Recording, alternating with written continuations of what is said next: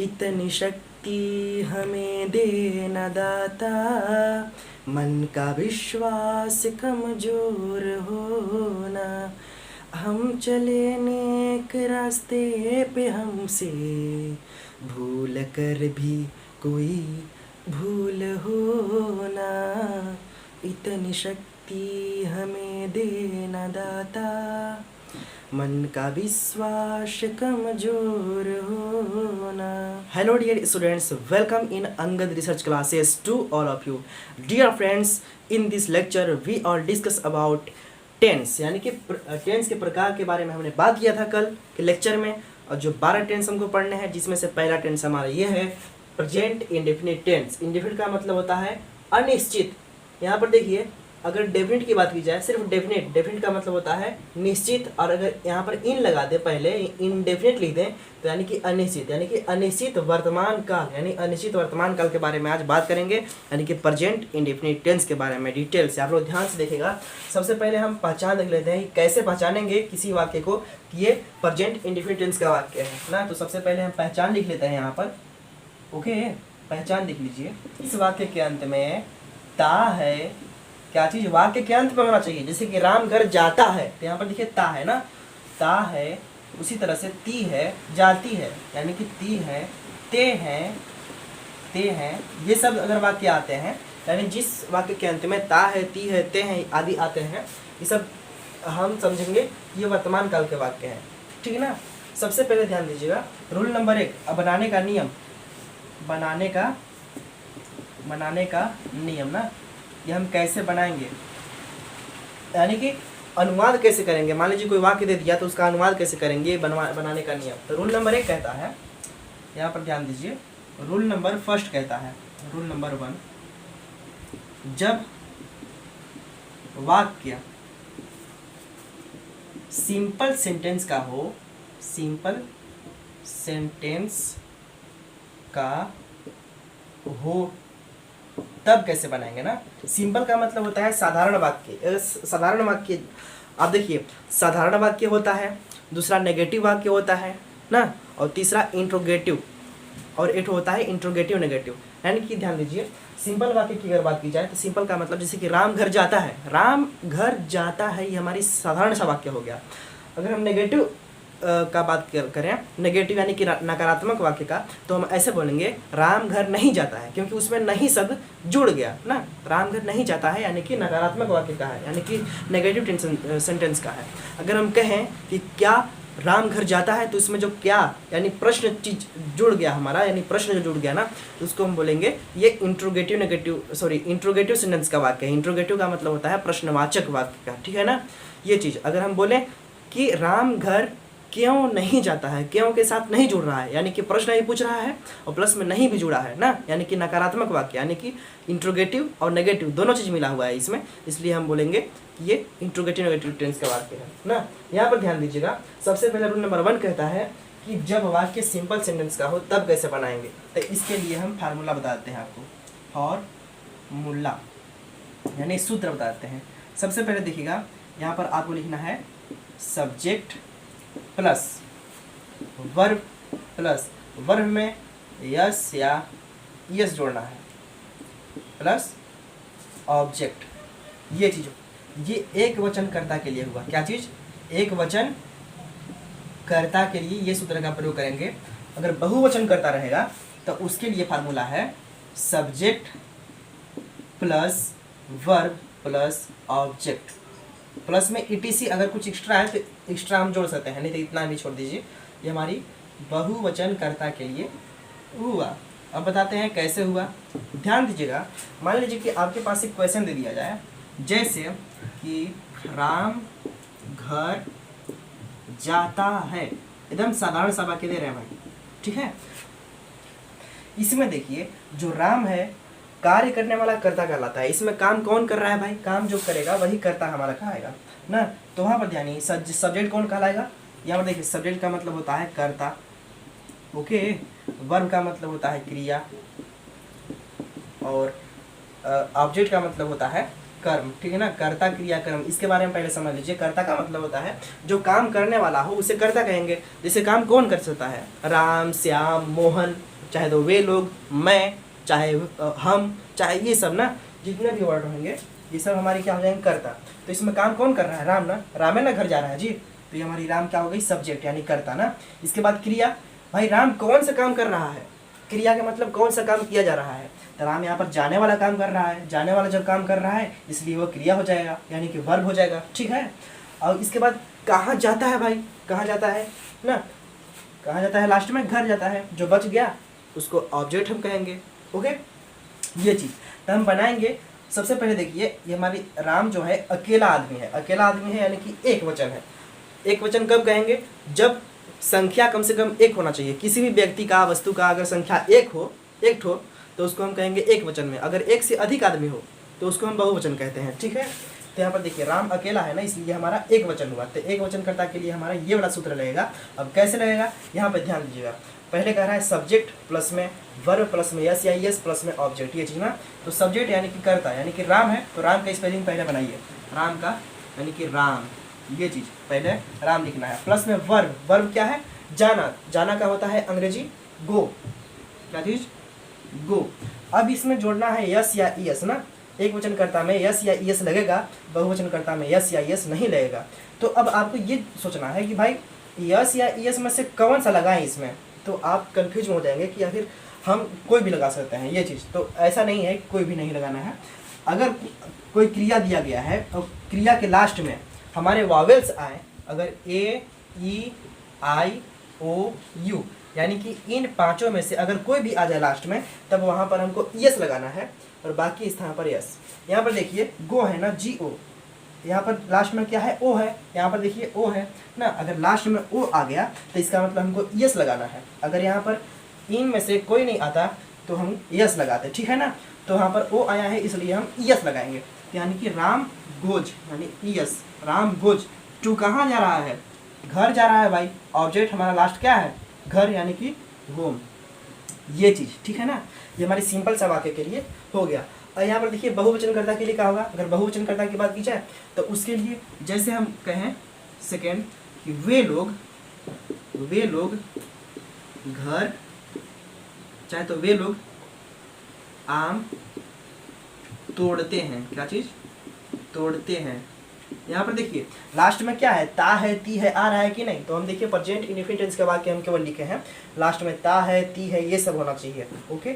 अब यहाँ पर देखिए इसको पहचानना है कि एक वचन का टेंस है या बहुवचन का है। तो देखिए वे लोग का मतलब, वे लोग का मतलब कि बहुत सारे लोग हैं वहाँ पे ना, बहुत सारे लोग यानी कि एक से अधिक लोग हैं, इसलिए ये हमारी बहुवचन कर्ता के लिए हुआ ना, ये हमारे बहुवचन है। तो वे लोग का अंग्रेजी क्या होता है, दे। यहाँ पर पहले सब्जेक्ट लिखना है, सब्जेक्ट यानी कि कर्ता यानी कि दे, THEY, दे।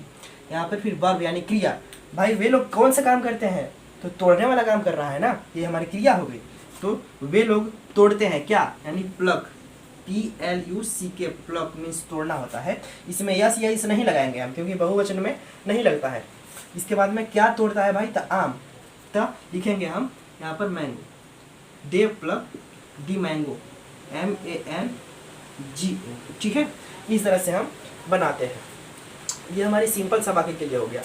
अब देखिए अगर नेगेटिव वाक्य की बात की जाए, नकारात्मक वाक्य का, तो उसके लिए हम कैसे करेंगे। नकारात्मक यानी जिसमें नहीं शब्द जुड़ जाए, नहीं शब्द अगर जुड़ जाए तो उसमें क्या करेंगे ना, तो रूल नंबर 2 कहता है, यहाँ पर देखिए रूल नंबर 2 कहता है, यदि वाक्य नेगेटिव टेंस का हो, क्या चीज़, यदि वाक्य किस चीज़ का हो, नेगेटिव टेंस का ना, यानी नेगेटिव सेंटेंस का हो, नेगेटिव सेंटेंस का हो, तो उसके लिए हम क्या करेंगे ना, का हो, उसके लिए यहाँ पर हमारा फार्मूला है FARMULA,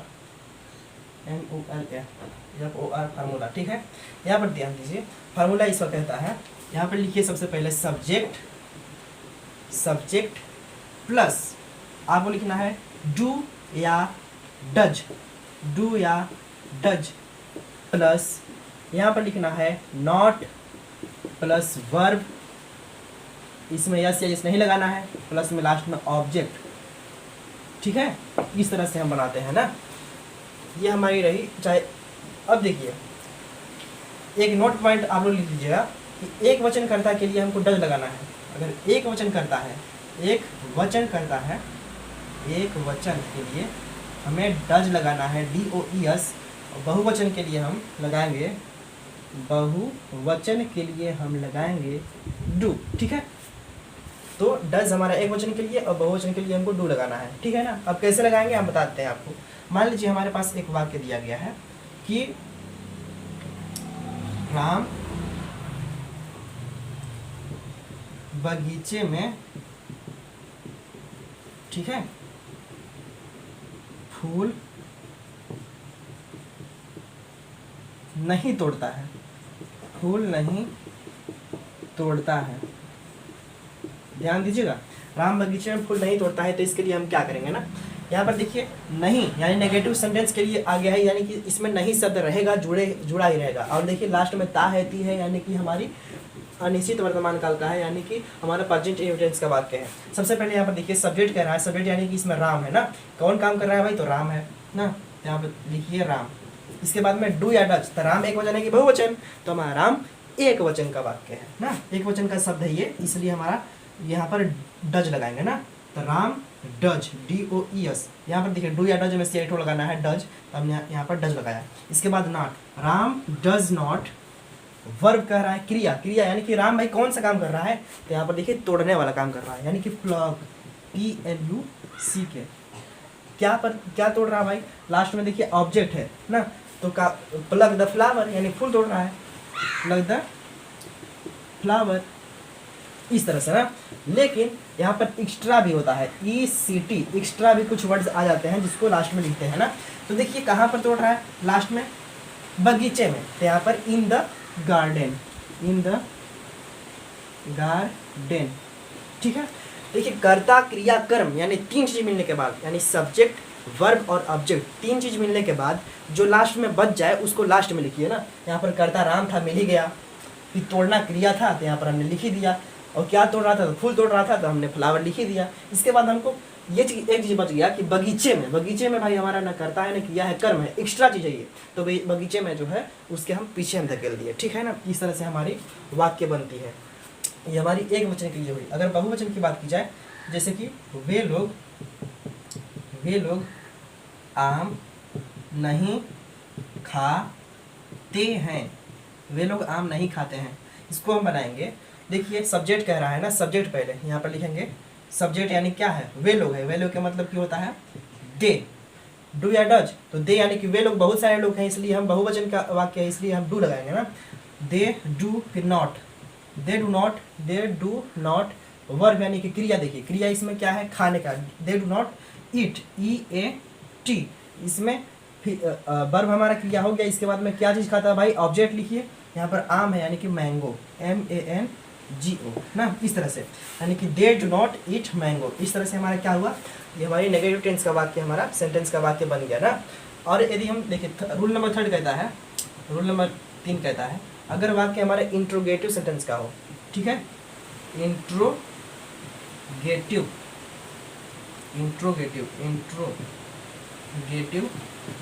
सेंटेंस का हो। देखिए स्पेलिंग कहीं गड़बड़ा सकती है, आप लोग ध्यान से देख लीजिएगा, कभी सर्च कर लीजिएगा गूगल से। ये हमारा इंट्रोगेटिव सेंटेंस है, ठीक है ना। इंट्रोगेटिव सेंटेंस यानी कि प्रश्नवाचक वाक्य, प्रश्नवाचक वाक्य ना, प्रश्नवाचक वाक्य आप लोग लिख लीजिएगा। इसके लिए देखिए प्रश्नवाचक जो वाक्य होता है 2 तरह का होता है। एक वो वाला जो पहले क्या शब्द से चालू हो, क्या शब्द से ऐसे वाक्य जो चालू हो जाए उसको हम बोलेंगे इंट्रोगेटिव। देखिए इंट्रोगेटिव सेंटेंस है ना, इंट्रोगेटिव सेंटेंस हमारे 2 तरह का होता है। जैसे कि क्या वे घर जाते हैं, तो इसमें जो क्या शब्द जुड़ गया ना, पहले सबसे पहले क्या आया, उसके लिए अलग तरीका है। अगर हम एक चीज़ और बोलें कि वे लोग घर क्यों जाते हैं, इसमें देखिए बीच में क्यों आया है ना, तो इस तरह से 2 तरह से हमारा बनता है। ये हमारा रूल नंबर जो 3 बोलता है ना। तो अब फिलहाल में एक ऐसा होता है, यानी कि क्या से आरंभ होने वाला वाक्य, आरंभ होने वाला वाक्य, इसके लिए कुछ अलग नियम है। एक और है, अगर बीच में प्रश्नवाचक शब्द आए, यानी कि बीच में प्रश्नवाचक वाक्य आए, प्रश्नवाचक शब्द आए ना, प्रश्नवाचक शब्द यानी बीच में आए। प्रश्नवाचक शब्द यानी कि क्या, कब, क्यों, कहाँ, कैसे, ये सब क्या है, प्रश्नवाचक शब्द ही तो है ना। अगर बीच में आए तो इसके लिए हम क्या कैसे बनाएंगे, ठीक है ना। आप लोग इसको पहले नोट कीजिए, इसके बाद हम बताते हैं तुरंत। अब यहाँ पे आप लोग ध्यान दीजिए, यहाँ पर देखिए रूल नंबर 3 कहता है इंट्रोगेटिव नेगेटिव सेंटेंस यानी कि प्रश्नवाचक वाक्य के बारे में बात करते हैं। तो इसमें 2 तरीके का होता है, एक ऐसा वाक्य जो क्या से चालू होता है ना, तो वही चीज़ हमें लिखा है कि यदि वाक्य का आरंभ क्या शब्द से हो, क्या चीज़ से हो, क्या शब्द से वाक्य का आरंभ हो, जैसे क्या रानी भोजन पकाती है ना, इस तरह का अगर वाक्य हो तो हम कैसे हल करेंगे ना। तो इसके लिए पर देखिए सूत्र हमारे पर है, सूत्र है क्या चीज़, अगर क्या सबसे पहले आता है तो डू या डज जो सहायक क्रिया है, इसमें हेल्पिंग वर्ब जिसको बोलते हैं, सहायक क्रिया डू या डज, इसको पहले लिखते हैं ना। हमने डू या डज को पहले लिखेंगे, इसके बाद सब्जेक्ट, फिर वर्ब, फिर ऑब्जेक्ट, इतना लिखेंगे। अगर एक्स्ट्रा है तो एक्स्ट्रा में लास्ट में हम देख लेंगे ना ये चीज़। यानी कि अगर क्या से चालू हो तो डू या डज को सबसे पहले लिखेंगे, फिर सब्जेक्ट, फिर वर्ब, फिर ऑब्जेक्ट, ऐसे ना। तो देखिएगा हम इसके लिए बनाते हैं, यदि वाक्य का आरंभ किस चीज़ से हो, क्या शब्द से, तो इसके लिए देखिए क्या रानी भोजन पकाती है, तो यहाँ पर देखिए लास्ट में ती है, ते हैं, तो इस तरह से हमारा प्रेजेंट इंडेफिनिट का वाक्य है ना। और यहाँ पर क्या शब्द चालू हुआ है, अब देखिए इसमें ये एक वचन है कि बहुवचन, यहाँ पर रानी है तो रानी एक ही लड़की है ना, इसलिए रानी हमेशा एक वचन है ना, एक वचन है, इसलिए हम डज का प्रयोग करेंगे। सबसे पहले क्या शब्द चालू हुआ है तो डू या डज में से एक चीज लगाइए, यहाँ हमने डज लगाएंगे क्योंकि एक वचन है इसलिए हमने लिखा डज। ओके, तो डज, इसके बाद सब्जेक्ट, सब्जेक्ट क्या है इसमें, रानी है, डज रानी, फिर वर्ब यानी कि क्रिया, देखिए क्या करती है भाई, तो पकाती है यानी कि कुक, COOK, शायद यही स्पेलिंग होता है, COOK, कुक यानी पकाती है, क्या पकाती है। फिर देखिए वर्ब के बाद ऑब्जेक्ट है यानी कि क्या पकाती है, भोजन पकाती है ना, तो हम लिखेंगे does Rani cook the food. Okay, अब यहाँ पर प्रश्नवाचक शब्द, प्रश्नवाचक चिन्ह यहाँ पर लगाना है, ठीक है ना, प्रश्नवाचक चिन्ह लगाना भूलना मत कभी। ओके, ये हमारी अगर क्या से चालू होगा उसके लिए हुआ। अगर हम देखिए यदि यदि प्रश्नवाचक शब्द क्या, कब, कहाँ, क्यों, कैसे अगर वाक्य के बीच में आएगा तब कैसे करेंगे हम। वाक्य के बीच में, जैसे कि यहाँ पर क्या से चालू हो रहा था लेकिन यहाँ पर बीच में आ गया ना, यहाँ पर देखिए क्यों बीच में आ गया है, जैसे राजू आकाश में पतंग क्यों उड़ाता है, ठीक है। तो यहाँ पर देखिए सबसे पहले क्या करेंगे, इसके लिए सूत्र है हमारा QW यानी क्वेश्चन वर्ड को सबसे पहले लिखेंगे। क्वेश्चन वर्ड यानी कि जो बीच में क्वेश्चन हमारा आ रहा है क्यों, इसको सबसे पहले लिखना है, यानी क्यों यानी QW क्यों यानी कि वाई, इस WHY इसका अंग्रेजी पहले लिख लीजिए वाई। इसके बाद डू या डज, तो आकाश एक वचन है ना, सॉरी राजू एक वचन है इसलिए हम डज लगाएंगे ना, तो वाई डज राजू, ठीक है। सब्जेक्ट हो गया verb, why does Raju, verb यानी क्या चीज़ काम कर रहा है, उड़ाने का काम कर रहा है ना, तो हम लिखेंगे fly, FLY, why does Raju fly the kite in the sky, the kite in the sky, इस तरह से ना। फिर क्वेश्चन मार्क यहाँ पर लगाना है आपको, इस तरह से आप लोग ध्यान से देखिएगा। यहाँ पर देखिए रूल नंबर 3 खत्म हो गया है। रूल नंबर 4 कह रहा है यदि वाक्य इंट्रोगेटिव नेगेटिव सेंटेंस का हो, इंट्रोगेटिव का मतलब होता है प्रश्न वाला भी हो और नेगेटिव यानी कि नकारात्मक वाक्य वाला भी हो, तो उसके लिए कैसे करेंगे। यानी कि देखिए वे लोग स्कूल में किताब क्यों नहीं पढ़ सकते हैं, क्यों नहीं का मतलब क्यों नहीं, यहाँ पर देखिए क्यों भी आ रहा है यानी कि प्रश्न ही पूछ रहा है, और नकारात्मक यानी कि यहाँ पर नेगेटिव वाला भी वाक्य है ना जी, वर्ड है, यानी क्यों नहीं यानी प्रश्नवाचक नकारात्मक वाक्य यानी कि इंट्रोगेटिव नेगेटिव सेंटेंस है। तो इसके लिए क्वेश्चन वर्ड को पहले लिखना है यानी क्यों को पहले लिखना है ना, तो यहाँ पर हम लिख लेंगे WHY, वाई मतलब क्यों। इसके बाद देखिए डू या डज लिखना है, तो वे लोग हैं, तो वे लोग यानी बहुत सारे लोग हैं, तो यहाँ पर डू लिखना है, वाई डू। फिर सब्जेक्ट देखिए तो वे लोग हैं, सब्जेक्ट हमारा दे, ओके। फिर नॉट लिखना है, दे के बाद नॉट, नेगेटिव के लिए हमारा नॉट लिखना है, सब्जेक्ट के बाद लिखना होता है, ठीक है ना। इसके बाद वर्ब प्लस ऑब्जेक्ट, वर्ब हमारा क्या है, वर्ब हमारा यानी कि पढ़ने वाला काम हो गया वर्ब, यानी कि study, Y do they not study, STUDY, या तो फिर रीड भी लिख सकते हैं, Y do they not read, READ, read the book ना, क्या चीज़ नहीं पढ़ता है, ऑब्जेक्ट क्या है द बुक, ठीक है। इसमें कर्ता क्रिया अगर हमने लिख दिया है, लेकिन एक्स्ट्रा ECT एक्स्ट्रा चीज़ हम लिख देंगे स्कूल में एक्स्ट्रा चीज़ आई है तो हम लिखेंगे लास्ट में in the school, double O L, यानी कि फिर क्वेश्चन मार्क, यानी why do they not read the book in the school. इस तरह से हमारी क्या हो गई, ये हमारी मुख्य रूप से प्रेजेंट इंडेफिनिट टेंस को हम डिटेल से स्टडी कर चुके हैं। तो आज के लेक्चर में बस इतना ही रहने देते हैं, फिर अगला टेंस हम कल के लेक्चर में पढ़ेंगे, जो कि उसकी लिंक उसका प्लेलिस्ट का लिंक भी इस वीडियो के डिस्क्रिप्शन में आपको दे दी जाएगी। थैंक यू, धन्यवाद।